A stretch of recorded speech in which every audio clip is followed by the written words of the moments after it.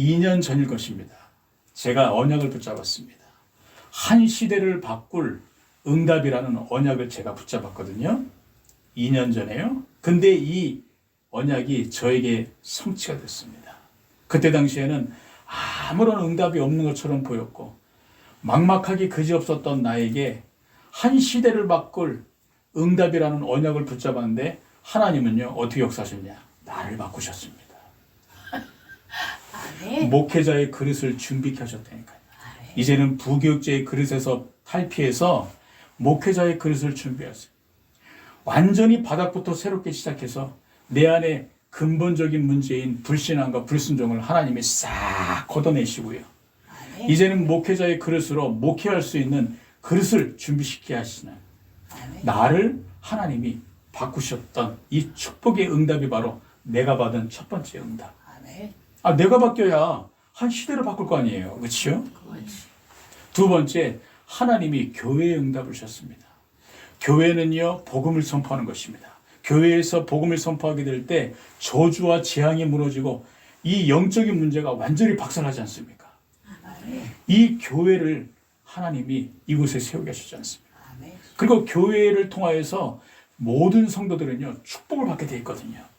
하나님이 우리 인천교회를 이곳에 세우게 하셔가지고 성도들에게 축복을 받을 수 있도록 우리 교회를 세우셨다니까요. 그리고 우리 교회를 통하여서 하나님의 후대에게 영적인 축복을 길이 전달하라고 하나님이 우리에게 교회를 세울 수 있도록 응답을 주셨습니다. 이것이 바로 한 시대를 바꿀 응답의 축복이지 않습니까? 저는 얼마나 감사한지 이 시간 이 자리에 계신 여러분들과 개척을 하고 함께 이곳에서 예배를 드리는 것이 저에게는요 한 시대를 바꿀 응답이라는 언약을 붙잡은 이 언약 속에서 받은 응답이라. 저는 이것이 바로 제가 받은 두 번째 응답이고요. 세 번째 응답은요 후대 응답인 것입니다. 아무리 인공수정을 해도 임신이 안 되는 사람은 임신이 안 된다니까요. 아무리 난임 시술을 해도요 임신이 안 되는 사람은 임신이 안 됩니다. 그런데 하나님이 우리에게 후대를 주셨잖아요. 그 이유는 무엇이죠? 우리 후대를 통해서 하나님이 한 시대를 바꿀 하나님의 역사를 일으키기 위해서 우리에게 후대를 주셨지 않습니까? 그래서 하나님이 나를 바꾸게 하셨고 교회를 개척하게 하셨고 후대를 주심으로 한 시대를 바꿀 언약을 내가 언약으로 붙잡았는데 하나님은 나에게 이 2년 전의 언약을 그대로 성취케 하시더라. 그래서 2022년도를 마감하고 2023년도를 맞이하는 마지막 주일에 우리는 어떤 언약을 붙잡아야 되냐? 하나님의 역사라는 언약을 붙잡고 우리는 예배를 드려야 되는 것입니다.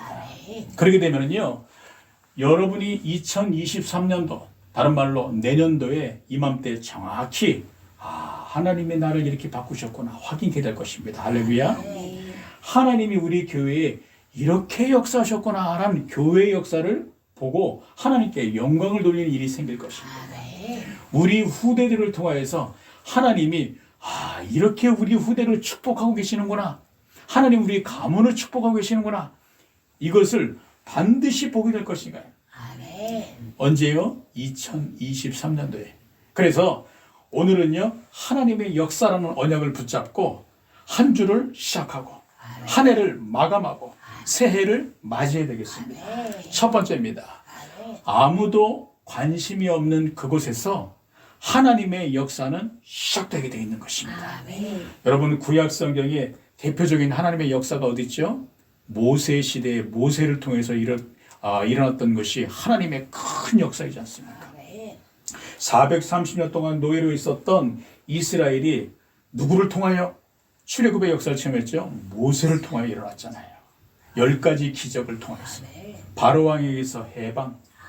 그리고요 이스라엘 백성이 가는 곳에 사방이 꽉 막혀 있습니다. 앞에는 홍해가 있고 뒤에는 애국 군대가 쫓아옵니다. 근데 그때에 하나님께서 어떻게 하셨죠? 동풍을 부르셔가지고요 홍해를 완전히 가르쳤지 않습니까? 하나님의 역사. 그리고 광야에서 누가 봐도 이스라엘 백성은 광야에 가게 되면 전부 다 굶어 죽게 돼 있다라고 주변 국가들이 이스라엘 백성을 보고 혀를 찾는데 웬일입니까? 40년 동안 하나님께서는 이스라엘 백성에게 만나와 메추라기를 통해서 그들을 먹이시고 입히시고 채우셨지 않습니까? 하나님의 역사. 이 역사가 어디서부터 시작됐죠? 아무도 관심 없는 그곳에서 시작돼요. 나이 많은 모세, 80세 된 모세, 그리고 소망이 없었던 모세, 호렙산에서 양을 치고 있었던, 이제는 죽을 날만 고대하고 있었던 그 모세에게 누가 관심이 있었겠어요? 근데 그곳에 하나님은 최고의 관심을 가지고 있었어요. 그 모세를 부르셔가지고 출애굽의 역사, 그 이후에 홍해를 가르시고 광야에서 놀라운 하나님의 역사를 나타내셨지 않습니까? 이것이 바로 하나님의 역사. 초대교회에 하나님이 예수 그리스도를 통하여서 세계복음을 일으켰잖아요. 그 세계복음을 일으키는데 그 주축이 누구죠? 사도들이지 않습니까? 이 사도들은요, 사람들에게 외면받는 사람들입니다. 가난한 사람들이에요. 그 당시 이스라엘 백성의 등급이 33등급인데 어부들이 33등급이라. 그 누구도 관심이 없었던 그 사람들에게 예수 그리스도께서 한 명 한 명 부르시고 그들에게 말씀을 주셨고 그들에게 역사하셔서 그들이 장차 세계복음의 역사를 일으키셨잖아요. 아무도 관심 없는 그곳에 하나님은요, 하나님의 역사를 시작하셨고 하나님의 역사를 나타내셨습니다. 저는 믿습니다. 뭘 믿냐? 하나님이 우리 교회를 부르셨고 우리 교회를 통하여서 하나님이 출애굽의 대역사를 우리가 있는 이 지역에 일으키실 것이다. 그래서 지역 복음화의 역사를 하나님이 반드시 출애굽의 역사와 같이 일으키실 것이다. 세계 복음화를 통해서 초대교회 역사였던 이 역사를 이 지역에 일으키실 것이다. 저는 믿거든요. 왠지 아십니까? 누가 봐도 우리 교회는요, 볼품없는 곳이에요. 30년 된 빌라. 이 지나가면서 아무도 이곳이 교회인 줄도 모른다니까요. 그리고 이곳에서 예배를 드리게 될 때 우리는 찬송 부를 때도요, 조용히 부르잖아요. 왜? 층간소음이 일어날까 봐. 혹시라도 신고 들어날까 봐. 우리가 영으로 예배 드리잖아요. 이런 상황 가운데서 우리가 밖에 가서 전도하게 될 때 이곳에 와서 예배 드리자 하게 되면 복음을 받고 할렐루야 아멘 하고 들어오다 딱 우리를 따라오다가 우리 집을 보고서는 깜짝 놀랄걸요. 아마 안 들어올걸요. 우리가 집에서 예배드리고 있는 것을 누가 알겠습니까? 지금 밖에서는요, 웅장하고 세련된 교회당에서 예배를 드리잖아요. 그런데 우리는 이 30년 된 빌라, 이 집에서 예배드려요. 이곳에 아무도 관심을 갖지 않고 있습니다. 그러나 하나님은 이곳에 최고의 관심을 가지고 계시니까요. 왠지 아십니까? 우리는 오직 그리스도를 언약으로 붙잡고 예배드리기 때문에 오직 그리스도를 통하여서 우리는 하나님의 역사를 나타낼 것이기 때문에 하나님께서 모세를 왜 부르셨습니까? 모세가 피의 언약, 다른 말로 오직 그리스도가 무엇인지를 알고 있었어요. 그의 어머니를 통해서 받은 언약, 창세기를 기록하면서 아브라함에게 주셨던 그 족장들에게 주셨던 그 피의 언약이 무엇인지 모세는 알고 있었거든요. 그러다 보니까 나이 많은 모세, 목동으로 아무도 관심 갖지 않고 있었던 그 모세에게 하나님은 최고의 관심을 가지고 있었던 거라. 왜죠? 그리스도가 무엇인지를 알고 있었기 때문에. 모세의 능력이 아닙니다. 모세의 배경이 아니니까요. 오직 그리스도가 무엇인지를 알고 있었던 모세에게 하나님 찾아오셔서 그 어마어마한 하나님의 역사를 나타내시는 시작이 바로 호렙산인 것 같아요. 초대교회에 그 가난하고 무지하고 소외된 그 인물들이 한 가지가 있었거든요. 오직 그리스도. 예수가 바로 그리스도다. 주는 그리스도시요 살아계신 하나님의 아들이십니다. 이 의미가 무엇인지를 알고 있었기 때문에 하나님은 그들을 통하여서 세계복음의 역사를 나타내시잖아요. 우리 교회가 바로 오직 그리스도로 시작된 교회, 오직 그리스도로 인도받는 교회, 오직 그리스도로 이 그리스도를 후대에게 전달할 교회가 바로 우리 교회이기 때문에 하나님은 우리 교회의 출애굽의 역사, 세계복음의 역사를 일으킬 수밖에 없다라는 것이죠. 이것이 바로 이유인 것입니다. 오늘 성경 본문에도 보세요. 마리아와 요셉이 있는 그곳 아무도 관심이 없습니다. 여간에 잘 곳이 없어가지고요. 어쩔 수 없이 그 말 구유에서 아이를 낳고 그곳에 강보를 싸서 아기 예수를 모셔다 뒀다니까요. 말 구유에. 그곳에 누가 관심이 있었겠어요? 그죠? 그런데 하나님은 그곳에 최고의 관심을 가져요. 구약의 예언의 성취의 현장이 바로 그 곳이었다는 사실. 마리아와 요셉에게 아무도 관심을 가지지 않았지만 하나님은 그곳에 주의 천사를 보내셔가지고 너희를 위하여 기쁜 소식을 내가 전하러 왔다. 구주가 나셨으니 그리스도 주가 바로 저 아기 예수다 라고 말하지 않습니까? 하나님의 최고의 관심, 그 현장이 바로 말굴간이었다는 사실. 그래서 우리는요 2022년도를 보내게 될 때 오직 그리스도의 언약을 붙잡고 보내면 되는 것입니다. 2023년도를요 오직 그리스도께 집중하는 이 언약을 붙잡고 시작하시게 되면 하나님은 우리 교회를 통해서 지역복음화의 역사와 세계복음화의 역사의 시작하실 것이다. 그러므로 우리가 붙잡을 언약은 무엇이죠? 아무도 관심 없는 그곳에서 하나님의 역사는 시작된다. 이것을 언약으로 붙잡고 우리가 한 주를 보내면 되는 것입니다. 두 번째는 무엇이죠? 미래에 나타나게 될 하나님의 더 큰 역사인 것입니다.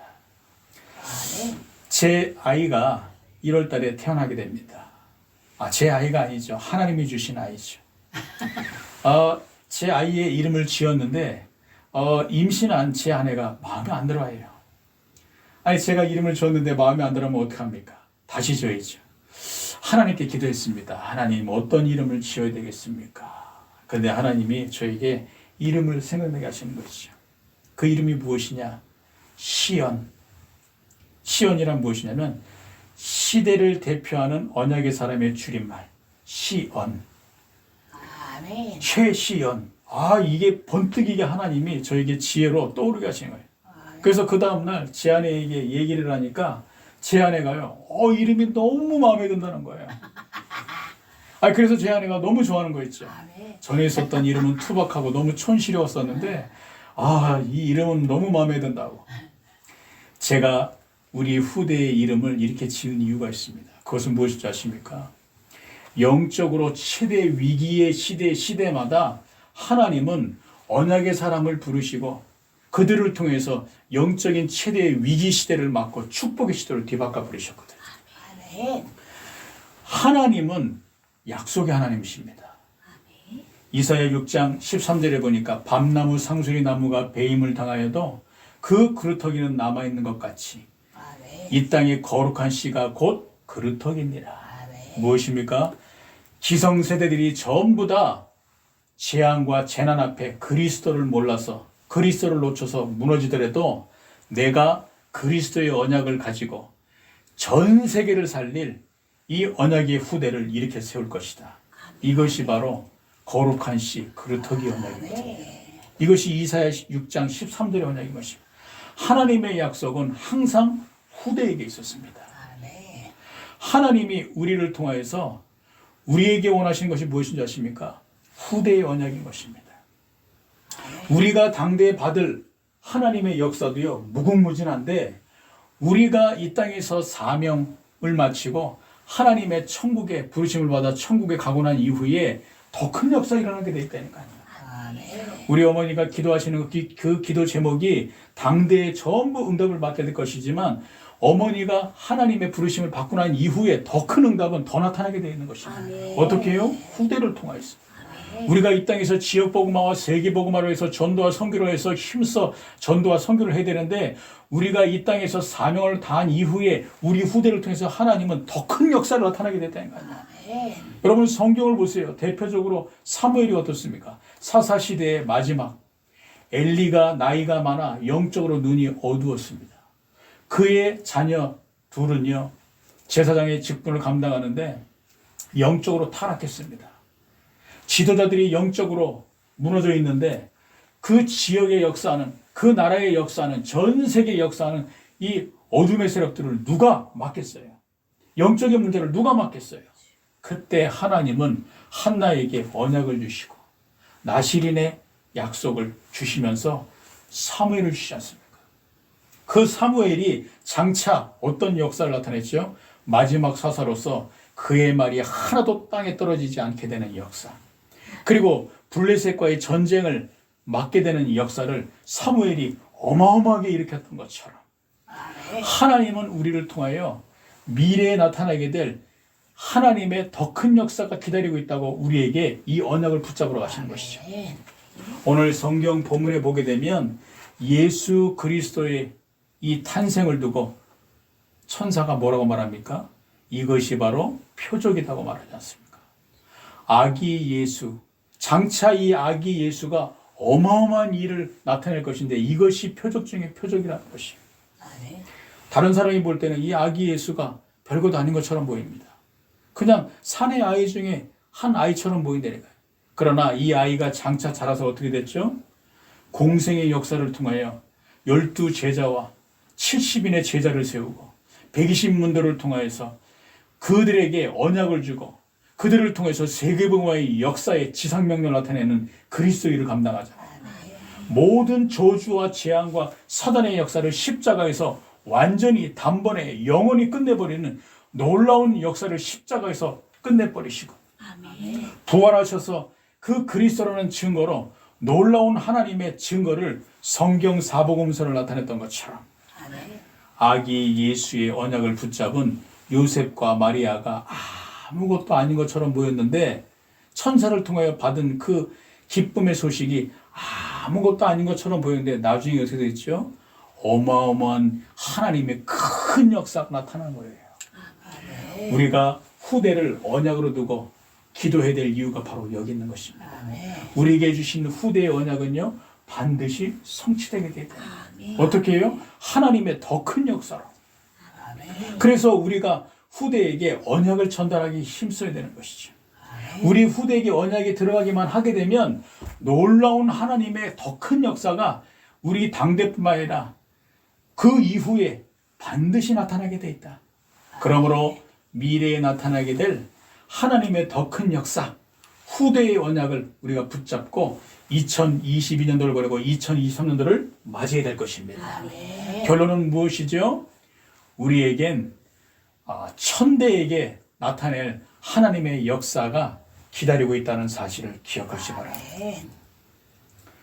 예수께서 말씀했습니다. 마가복음 9장 23절에 보니까 할 수 있거든이 무슨 말이냐? 믿는 자에게는 능치 못할 일이 없느니라라고 말씀하십니다. 예수께서는 믿는 자에겐 하나님의 역사가 나타나게 됐다고 말씀하셨어요.